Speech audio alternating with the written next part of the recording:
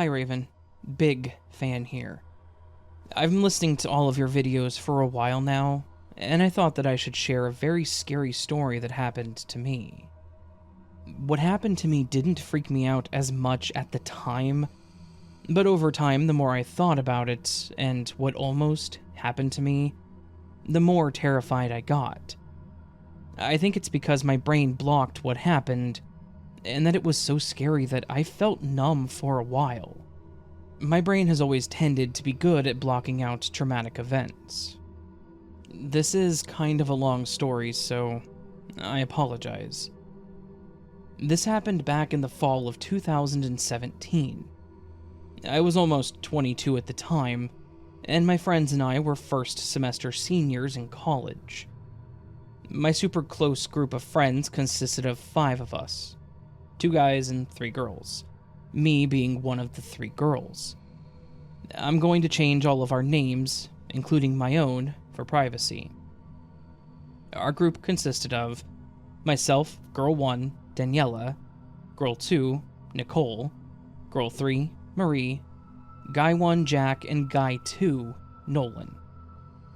I'm almost 28 now and I do not drink anymore, but as you know, a solid number of college kids tend to go out and get a bit drunk sometimes.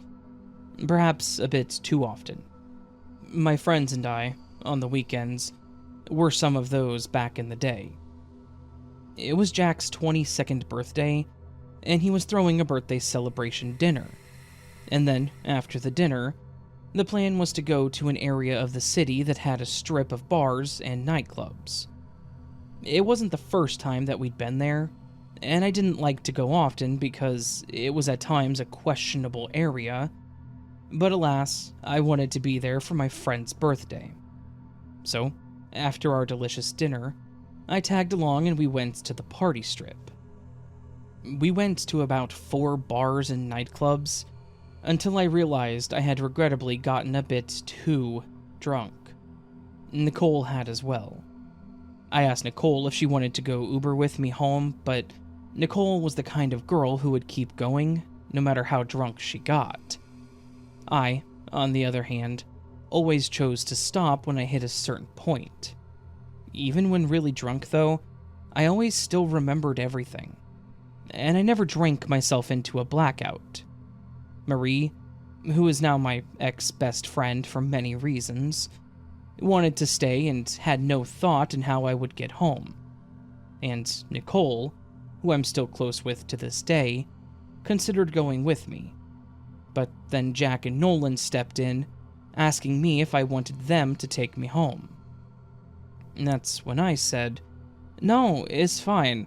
I'm not going to make you stop celebrating your birthday early just because I drank too much and don't feel well." They insisted again, and I said, "No, really, it's fine. Don't worry about it. I'll get home safely." I really didn't want to be the reason that Jack left his celebration night early, or anyone there for that matter. They offered to walk me out and wait with me for my Uber to arrive, and I at least agreed on that. I told Nicole that she should just stay as well, because she was having fun, and I didn't want to make her go home early with me either. It was midnight at this point, and I was just super tired on top of it, and I kind of just wanted to hop into bed. Looking back, firmly insisting that they should stay was one of the dumbest decisions I've ever made, especially since they were only trying to keep me safe. On the app, it said that my car was a black Toyota Corolla and that my driver's name was Michael. A few minutes later, the app said the car was on our block arriving, and a black Toyota Corolla pulled up. I said, "Michael, Uber for Daniela?" And he said, "Yes." My friends then hugged me goodbye and told me to be safe, and to please text them when I got home. I told them, "I will. Have a fun rest of your night." He also looked like the guy in the picture, so I wasn't suspicious of anything. Back in the day, I would sometimes feel very carsick after drinking, and I would ask the driver if I could sit in the front. So I asked him, and he said, "That's totally fine." By the way, I haven't done this in years. I think at such a young age, we all just make decisions that we don't think about too much, quite often, and fail to realize how dumb these decisions were later on. Sitting shotgun in a passenger's car can be so dangerous. But I was young and dumb, so please don't judge me. After I hopped in, we made a right turn and drove a few blocks. On the route home, there's a darker area of little fields of grass, and some houses that you pass before going under a bridge and getting onto the highway. Just as we were maybe 400 feet from the bridge in the dark area near the houses, he said, "Wait, may I have your address?" I was slightly confused, but I gave it to him assuming the app messed it up or was having some sort of glitch or something, so I brushed it off. Then, this is when I saw the guy entering my address into Google Maps. This is when I began to get a little suspicious. I looked directly at him and said, "The Uber app should automatically have my address and directions. Why are you using Google Maps?" He stayed silent for a few seconds before mumbling, "This is easier." This is when full suspicion kicked in. I got louder and more demanding, saying, "Pull up the Uber app."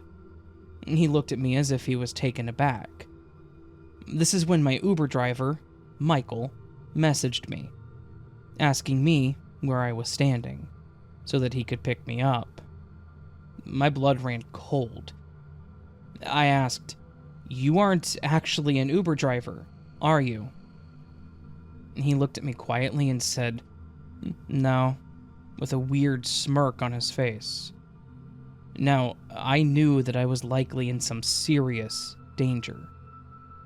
As someone who is the opposite of passive, and will kick someone's arse if I have to for my safety, I said, "If you don't let me out of this car, I will not only punch you in the face, but I will pepper spray you and continue to tase you as your nose bleeds. And I'll call the police as you whimper in pain, feeling real freaking sorry. I also have a pocket knife in case of idiots like you, and I won't be scared to use it on you after I use the rest of my things on you either."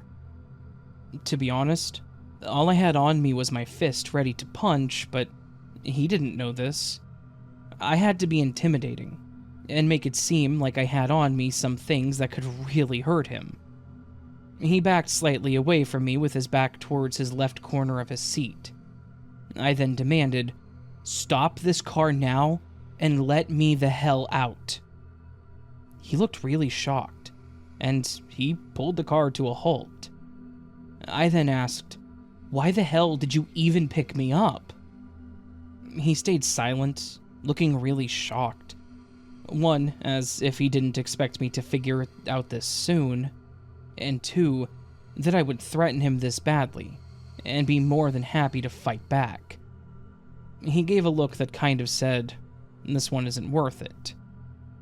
I got out of the car, slammed the door, and I ran as fast as I could towards the bar again, even though they were several blocks away.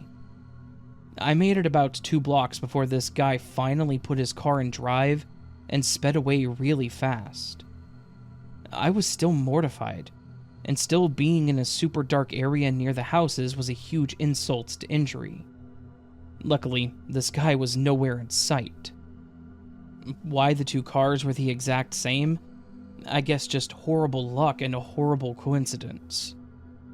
I immediately called the real Michael after I had received his message and told him about what had happened, nearly in tears, explaining that that was why I was in a different location now.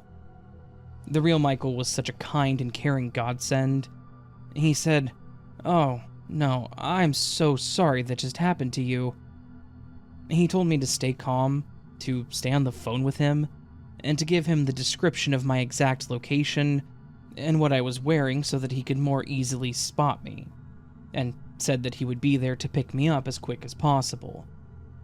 About 3 minutes later, as I'm standing in the dark shaking out of adrenaline, I see a black Toyota Corolla speeding towards me as Michael said on the phone, "I spotted you. I'm here." I cannot describe the amount of relief that I felt in that moment.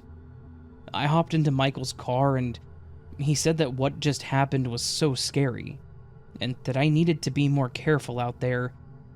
I told him that the guy in the car fit his exact same description and had the same car, and that when I asked him if it was an Uber for Daniela, he said yes, and that I was always super careful and expressed that there was no way I could have known.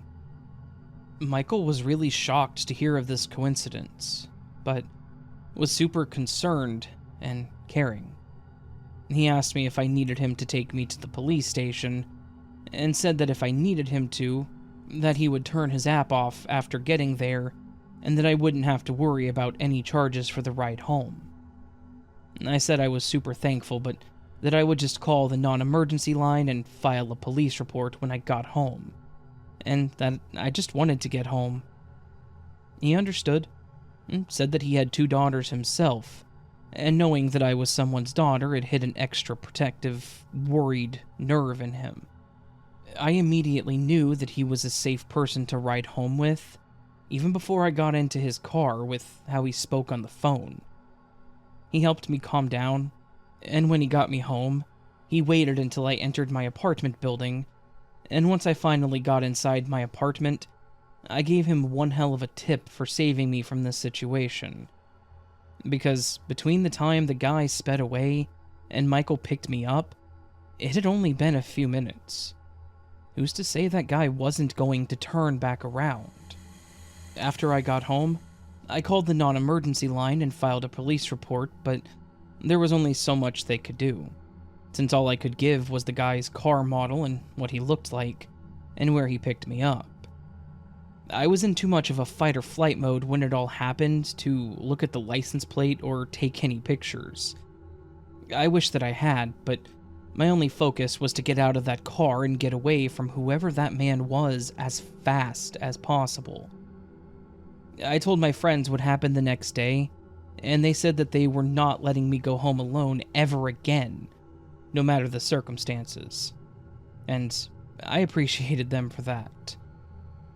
To this day, I 100% believe that had I not caught on before the other car got onto the highway with me in it, that I would have been kidnapped or trafficked. I do not believe that guy had any intention of actually bringing me home that night. I believe he was putting my address in to trick me into thinking he was going to drive me home, and that he was going to end up driving me to a different place. And I don't want to ever find out what that place could have been. I believe that he was some part of a ring of men that drove around waiting for young, drunk, vulnerable girls to mistake them for an Uber and hop into their car. I'm forever thankful for Michael, because quite a few Uber drivers will cancel the ride after 5 to 10 minutes of waiting. But Michael, he continued to circle around looking for me until he finally called me. I am forever grateful that I made it out of that situation.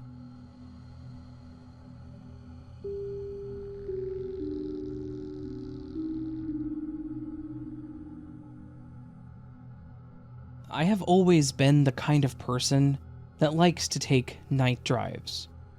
The roads are less congested, the world seems to settle into a settling calm, and my thoughts drift freely as I navigate the dark, quiet streets. I have one drive, however, that changed a lot of things for me. One that sort of ruined things for me, and made me realize how close to death my simple little drive got me. It was about 2 a.m, and I was returning home from a friend's house. The drive was a smooth one, I knew it like the back of my hand. I was just drifting along, my headlights piercing through the darkness, the radio playing softly in the background, as I kept on down this seemingly endless road, flanked by dense woods on either side. As I was breathing in the cool night air as it blasted me in the face through the window, I noticed a car stopped on the side of the road with its hazards flashing. I kind of paused mentally for a moment, thinking, should I stop? It was really late, and I was alone, but the idea of leaving someone stranded in the middle of the road like this just didn't sit right with me. I decided to stop just ahead of the car, a safe distance away from the stranded vehicle. A man stepped out of the car, and I noticed that he was limping slightly, but a look of relief spread across his face as he approached my window, so I assumed that he did need help. He looked a bit disheveled. He was wearing a dirty shirt and some old-looking sweatpants, but nothing about him was screaming red flag. He just looked like he chose to dress lazily that day, or maybe he just didn't have a lot of money. "Hey, thank you so much for stopping. My car, broke down." His voice trembled a bit from what I assumed was the cold. "Is there any way that I could ask you to give me a ride to the nearest gas station?" I hesitated a bit, torn between wanting to help this guy and that nagging feeling that something was a bit off. "I could call a tow truck for you." I figured I should at least offer that to see if it would be enough. The guy sighed and looked around for a moment and then shivered again. "I appreciate that, but that would take so long. It is seriously freezing out here. Please, just a quick ride." This is where I started to feel a bit guilty. It was pretty cold, and he was definitely not dressed for the weather. I hesitated, but then I decided that it was just a quick ride down the road. So I let that part of me that wanted to help out win. He got in, thanking me profusely, directing me to a gas station a few miles down the road. After he gave me the directions, he just sat there silently staring out the window. I glanced at him occasionally, noticing that he was clenching his hands, sweating a bit, and just looking a bit unsettled.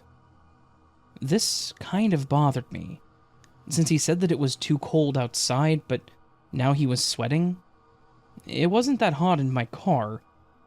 It was a bit strange, but I just figured that I would get him to the gas station and it would all be over.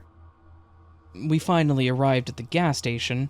He thanked me and got out of the car, his voice still a bit shaky. He shut the door, and as he was walking away, I noticed something on the floor of my car.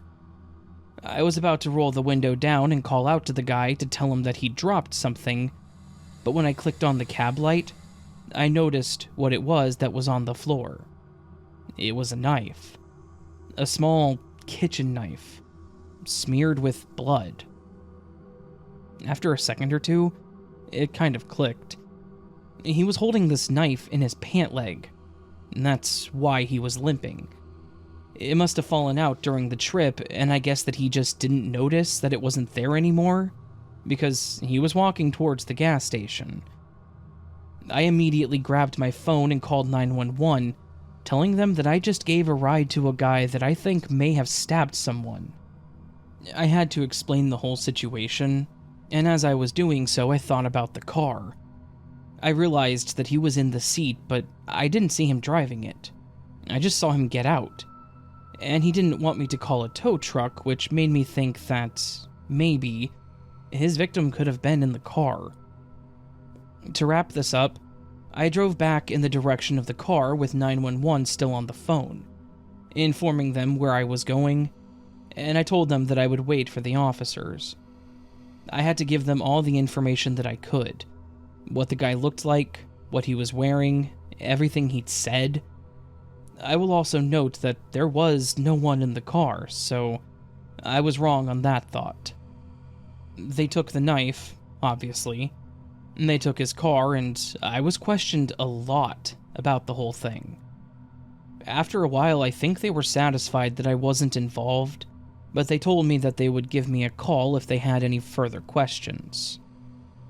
I have literally no idea if they ever caught that guy, but I did get called in again for some more questions, but the questions seemed really vague, like they didn't know where to take the investigation. I do hope that they caught him eventually, and I hope that they found whoever it was that he'd stabbed.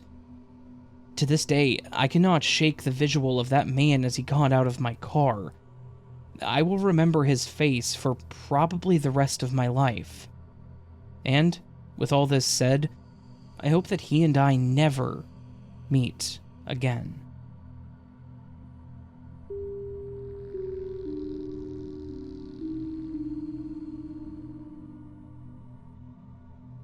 So, I used to live on the streets of Portland. I don't have too many scary stories from then. There is, however, one story that freaked my friend out that I was walking with. My girlfriend and our two friends, who were also a couple, often did things at night. The girls were in college at the time, and it was a Christian college with some strict rules. So, bars and the other usual stuff were a no-go.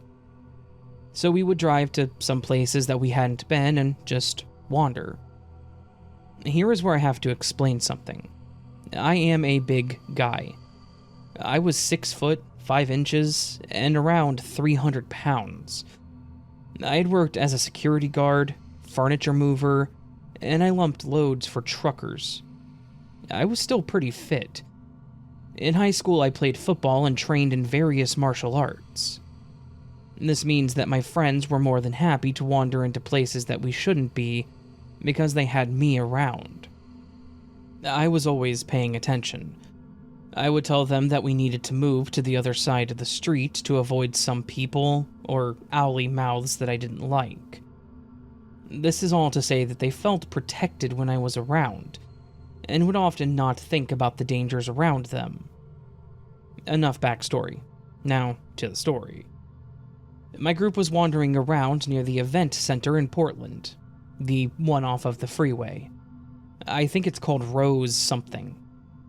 Now, we had many adventures walking around, going up to Mount Tabor Park after dark, and looking at the skyline. Never had we felt in any danger or even really worried, as we should have. We made a day of street surfing, as we called it. This was getting an all-day, all-zone pass from the MAX line, Portland's mass transit. We would park our car at the 60th and Division station. It was near a police station and was in the Hawthorne district that was known to be safe. And then we would ride the train and bus all day, going where we pleased. This night, we'd gone back to the car and decided that we didn't want to stop. We got into the car and drove to the event center. There was free parking at night, and it was near one of my friends' homes. Walking from the parking spot to a Denny's so that we could get our munch on, we're laughing and joking. I was totally absorbed in talking, so much so that I didn't notice this large man walking towards us. While he was not as tall as me, he was physically bigger. Wild, curly hair, and he was walking like he owned the sidewalk. As he approached, he starts yelling loudly, "And the great Lord Satan will take you," points to each one of my friends in turn, "and you, and you." He didn't point at me. He didn't even look at me. He just walked on babbling. My friend looked at me and said, "Why didn't he point at you?" I was still shocked a bit, but laughed it off and said, "Well, you see, Satan and I have a deal." That was all I could think to say. I had no idea who this guy was, never seen him before nor since. I know it doesn't seem that scary, but at the time we were young and invincible, and to see the danger that could have been, well, looking back at this, it could have gone much, much worse. Thank you for your time, and thank you, Raven, for doing such good work. Thank you.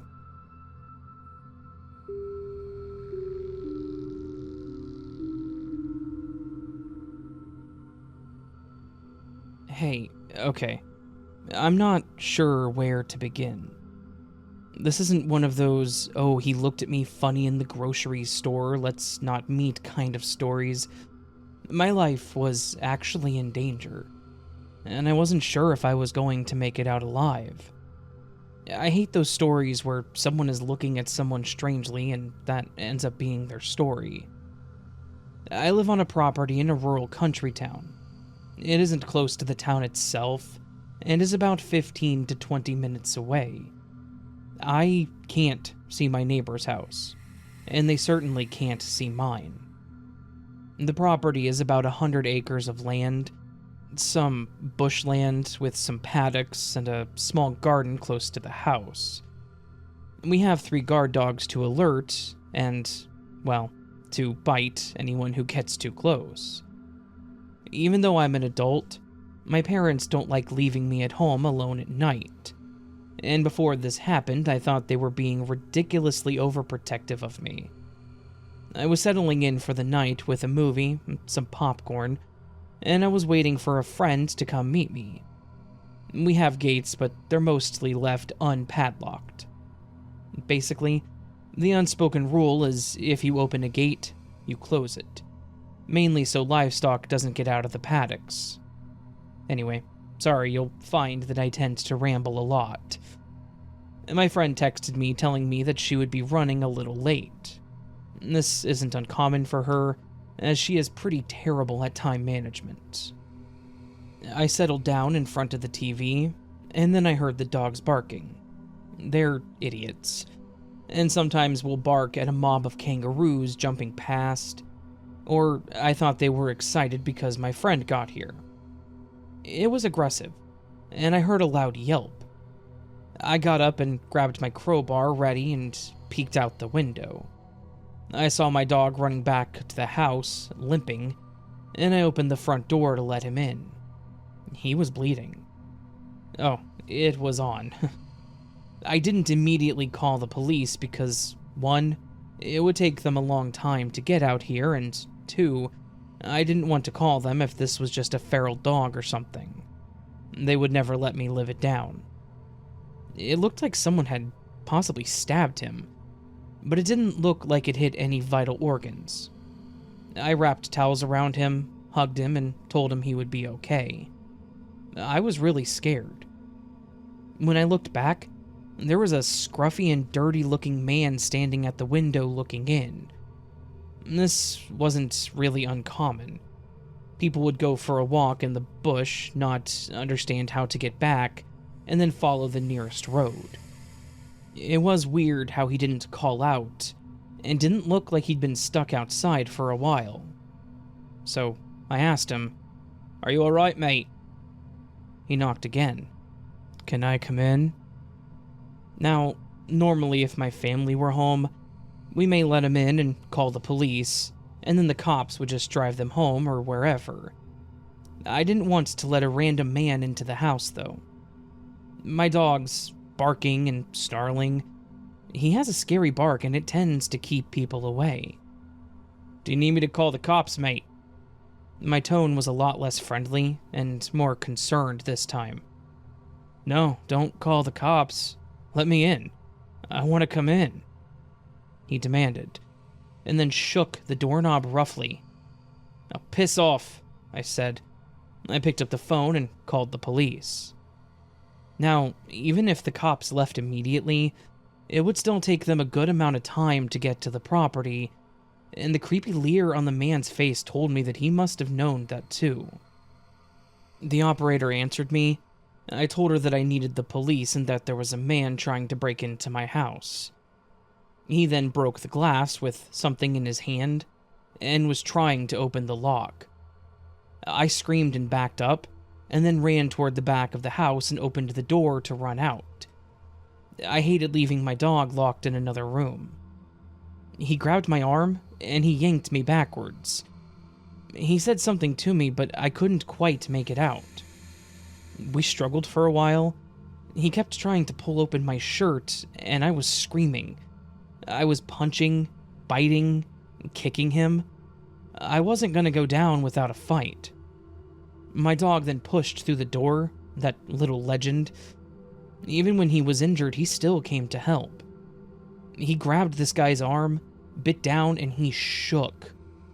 The man screamed so loud, and I took the opportunity to get a quick hit into the guy's head. I just wanted to knock the guy out. I wasn't trying to kill him.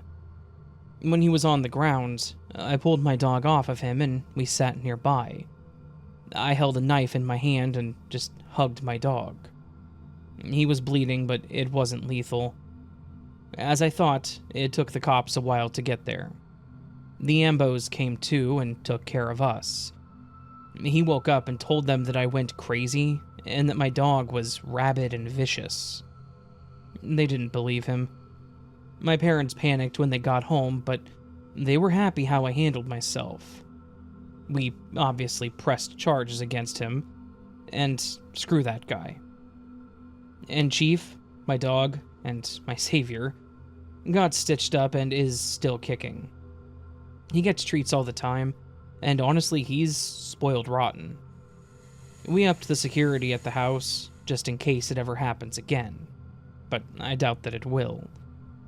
We now have cameras around the place, and motion lights in case some stranger ever tries to pay us a visit. The other doggos, unfortunately, were terrible guard dogs, but that's okay. They're still beloved pets. As for the idiot who attacked me, he is in prison. And I hope every day that he spends in there is total misery.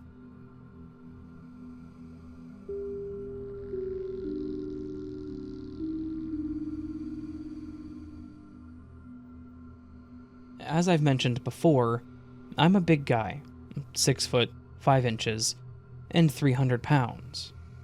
I've worked many physical jobs, so at this time I was in good shape. This allows me the freedom to do stupid stuff that most would be too afraid to do. I don't think about it. Call it my big guy privilege, if you will.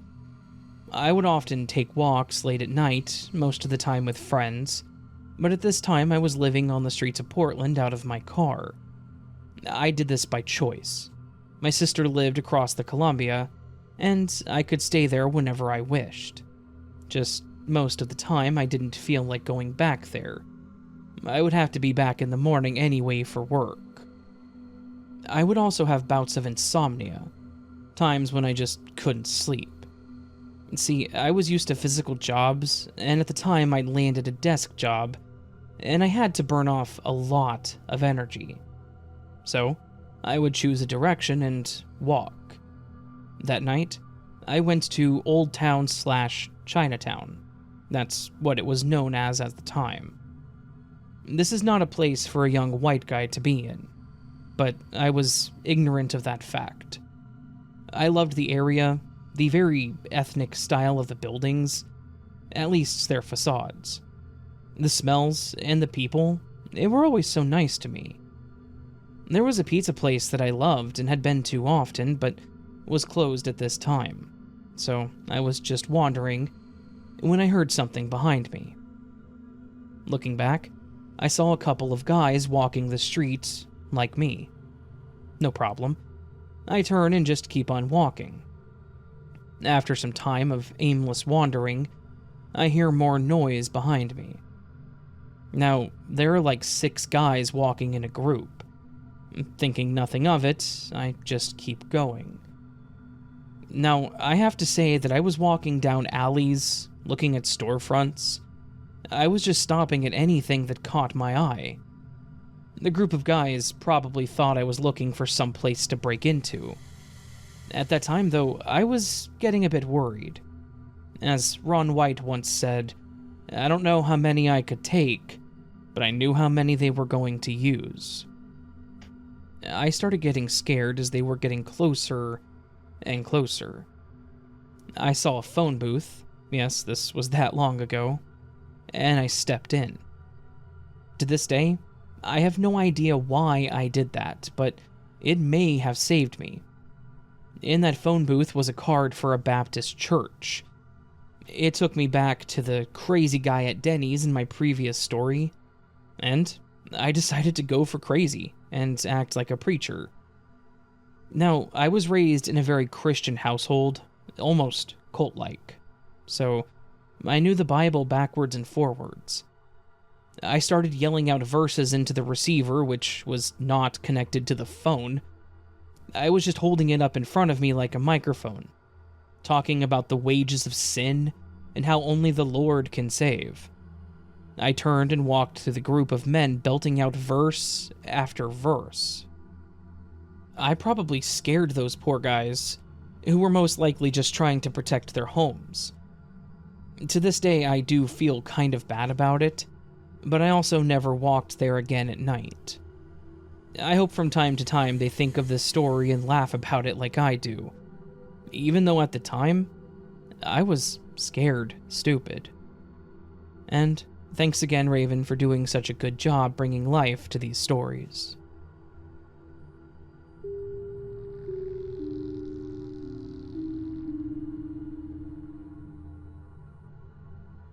Listening to the stories that you read, which I do religiously and with much appreciation, I often get frustrated by young women who allow creeps to do uncomfortable things to them due to social anxiety. But I am very much guilty of the same thing. When I was in university, my boyfriend and I decided to take a spontaneous day trip to Montreal, a 3-ish hour bus ride from where we live. We had a great day, and we caught the 1 a.m. bus back home. The bus was packed, and we were stuck sitting at the very back in a row with 3 seats. My boyfriend sat in one corner, I sat in the middle, and an older man sat in the seat next to me. Since we had a long day and it was so late, I started falling asleep. Then I noticed a hand caressing my hair. I woke up, and it was not my boyfriend. I turned to look at the man next to me, and he pretended to be asleep. Thinking maybe it was a mistake, I fell back asleep, only to become aware of a hand touching the top of my head again. When I woke up, the dude next to me again pretended that he was asleep. At this point, I'm feeling thoroughly creeped out, but I didn't know what to do. My boyfriend was fast asleep, and there were literally no other seats available. So, I tried my hardest to stay seated upright and awake. Anytime I nodded off, his hand would find its way to my head, shoulder, the back of my neck. It was awful, and I was so painfully shy that I had no idea what to do. Finally, we got to our destination, and I got off the bus as quickly as I could. Thankfully, the creep was continuing on to another stop, so we left without him following. I still kick myself for doing nothing in that situation. So, girls, if someone is being a creep, call them out on it. Don't let it be a regret that you carry. Your voice matters.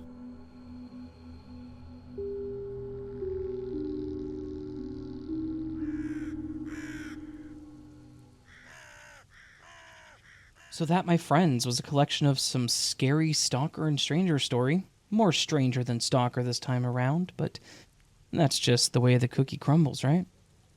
Some very weird and creepy stories in this one. All of them, really. Genuinely some scary ones, so I enjoyed them. And a huge thank you to everyone who did send them in to me.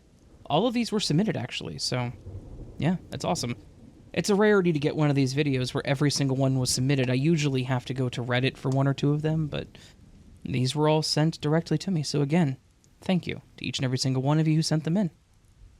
And, of course, thank you to you for listening to this point.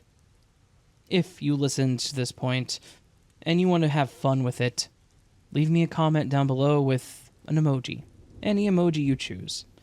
It can be just the emoji. It can have an emoji at the end of it, at the beginning of it. Just something to tell me, hey Raven, I listened up to the end of this video. And as such, I'm leaving you an emoji. Bonus points if it's a food emoji. I don't know. Anyways, friends, I hope you did enjoy these stories. If you did, please do hit that thumbs up button. It would be greatly appreciated. If you're new to the channel and liked what you heard, consider subscribing, as that is also appreciated. And if you're feeling ever so bold, you can leave me a comment down below, as I mentioned already, so I'm not going to repeat that part. You can do things such as joining joining members or Patreon, and getting early access to content like this and other content as it gets uploaded. And you can do a super thanks, not join, but do a super thanks, send a super thanks, however you want, whatever. Which is a tip to the channel, just a quick thank you to the channel. Always appreciated and never ever expected. Yeah. And until I see you again, my friends, I hope that you have a beautiful day. I hope to see you again soon. And I hope you remember you are loved, you are valid, you are important, you're the best you that you can be. Don't forget it, please. And until next time, much love and sleep well.